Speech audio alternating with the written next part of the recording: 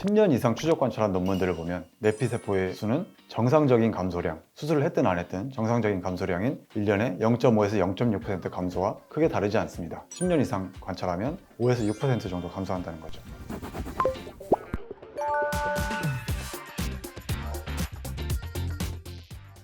안녕하십니까. 삼성미러클 안과 김진철 원장입니다. 이번 시간에는 안과 커뮤니티에 올라온 사연 게시물을 읽어보고 그에 대한 자세한 답변을 드리겠습니다. 렌즈 삽입 수후에 내피세포 수 감소에 대해서 걱정하는 분들이 많으십니다. 그 중에서 특히 이분은 논문까지 찾아보셨는데요. 수술하고 10년쯤 지나면 대부분 렌즈를 제거해야 하고 10년 넘게서도 괜찮은 사람이 거의 없다는 글들을 많이 봐왔는데 논문을 찾아보니까 안정적으로 내피세포가 유지된다고 돼 있어서 두 정보가 너무 달라서 혼란스럽다고, 그거에 대해서 뭐가 맞는지 좀 궁금해 하십니다. 혈관에 혈액이 흐르면서 몸의 대사를 관리하는 것처럼 눈에는 방수라는 물이 흐르면서 각막이나 수정체 같은 비혈관 조직의 대사를 관리합니다.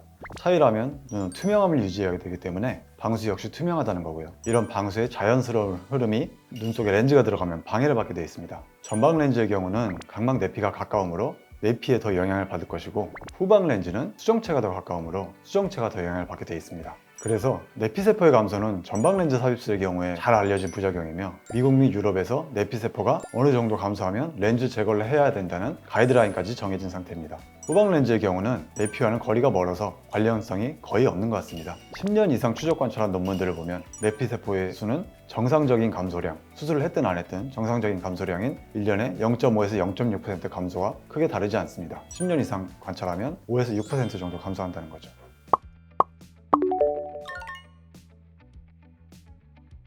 아마도 전방 렌즈하고 후방 렌즈가 따로 있다는 걸 잘 모르시기 때문에 뭉뚱그려서 안내 렌즈라고 알고 계시는 것 같습니다. 전방 렌즈의 케이스를 후방 렌즈에서도 같은 일이 일어날 것으로 생각하시는 것 같습니다. 후방 렌즈 삽입술은 내피와는 거리가 멀지만 수정체하고 가까워서 백내장 발생이 더 큰 부작용이었습니다. 근데 이 문제를 보완하기 위해서 가운데 구멍이 뚫린 아쿠아 아이실이 도입되었고, 그 이후에 백내장 발생 확률은 크게 감소하였습니다.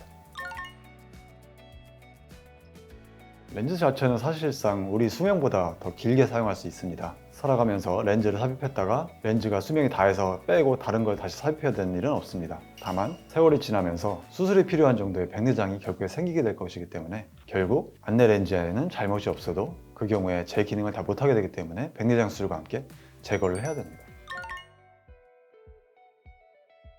대표적인 경우가 눈을 습관적으로 자주 비비게 되면 각막이 눌리면서 렌즈와의 거리가 가까워진다든지, 더 심한 경우에 접촉이 이루어지든지, 이런 경우에 내피세포에 악영향을 줄 수 있습니다.